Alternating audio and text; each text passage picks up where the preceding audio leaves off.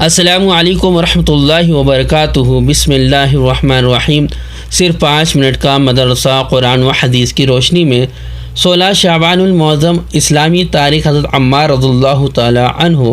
حضرت عمار رضی اللہ تعالی عنہ کی جوانی کے دور میں حضور صلی اللہ علیہ وسلم نے اسلام کی دعوت شروع کی، جس سے متاثر ہو کر حضرت عمار رضی اللہ تعالی عنہ ایمان میں داخل ہوئے۔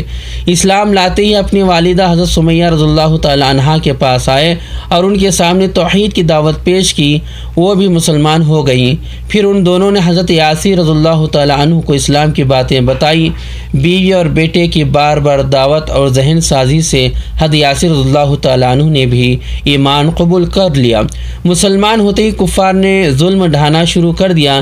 ایک روز خوب تکلیف دینے کے بعد کفار ان کے جسم کو جلانے لگے تو حضرت عمار رضی اللہ تعالی عنہ نے جان چھڑانے کے لیے ان کے جھوٹے بتوں کا نام لے لیا۔ ان لوگوں نے ان کو چھوڑ دیا۔ وہ حضور صلی اللہ علیہ وسلم کے پاس آئے اور چیخ کر رونے لگے۔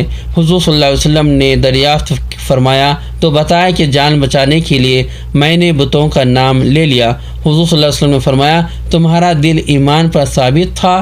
تو عرض کیا ہاں۔ اسی وقت اللہ تعالیٰ نے حضرت عمار رضی اللہ تعالیٰ عنہ کے حق میں آیت نازل فرمائی۔ پھر وہ مکہ سے ہجرت کر گئے اور مسجد قباء کی تعمیر میں حصہ لیا، جس میں نماز پڑھنے والوں کی پاکی کی تعریف اللہ تعالیٰ نے قرآن میں بیان فرمائی ہے۔ حضرت عمار رضی اللہ تعالیٰ عنہ حضور صلی اللہ علیہ وسلم کے ساتھ تمام غزوات میں ساتھ رہے۔ سن 37 ہجری میں ایک غزوے کے دوران ان کو دودھ دیا گیا تو فرمایا مجھ سے حضور صلی اللہ علیہ وسلم نے فرمایا تھا کہ تم دنیا میں سب سے آخری چیز دودھ پیو گے۔ پھر دودھ پیا اور میدان میں اترے اور شہید ہو گئے۔ اس وقت ان کی عمر 94 سال تھی۔ حضرت علی رضی اللہ تعالیٰ عنہ نے نماز جنازہ پڑھا کر کوفہ میں دفن کیا۔ حضور صلی اللہ علیہ وسلم کا معجزہ ایک مٹھی مٹی سے کافروں کا شکست۔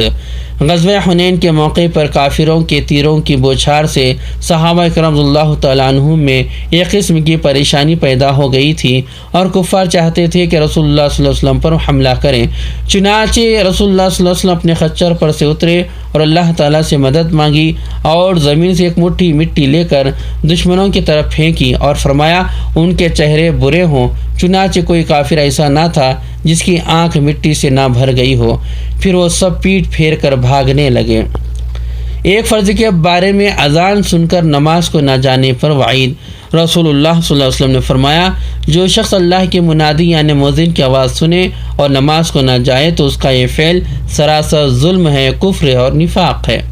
ایک سنت کے بارے میں مسجد میں داخل ہوتے وقت کی دعا۔ جب کوئی مسجد میں داخل ہو تو یہ دعا پڑھے اللہم افتح لی ابواب رحمتک، اے اللہ میرے لیے رحمت کے دروازے کھول دے۔ ایک اہم عمل کی فضیلت اللہ ذکر کرنے والوں کے ساتھ ہے۔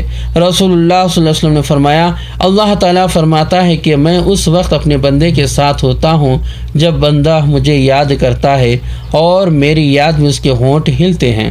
ایک گناہ کے بارے میں شرک کی سزا۔ قرآن میں اللہ تعالیٰ فرماتا ہے بلا شبہ جو اللہ کے ساتھ شریک قرار دے گا تو اس پر اللہ تعالیٰ جنت کو حرام کر دے گا، اس کا ٹھکانہ جہنم ہوگا اور ایسے ظالموں کا کوئی مددگار نہیں ہوگا۔ دنیا کے بارے میں اپنی بیوی بچوں سے ہوشیار رہو۔ قرآن میں اللہ تعالیٰ فرماتا ہے اے ایمان والو تمہاری بعض بیویاں اور بعض اولاد تمہارے حق میں دشمن ہیں تو تم ان سے ہوشیار رہو۔ فائدہ بیوی بچے بعض مرتبہ دنیاوی نفع کے لیے خلاف شریعت کے کاموں کا حکم دیتے ہیں۔ انہی لوگوں کو اللہ تعالیٰ نے دین کا دشمن بتایا ہے اور ان کے حکم کو بجا لانے سے بچنے کی ہدایت دی ہے۔ آخرت کے بارے میں دوزخ کی آگ کی سختی۔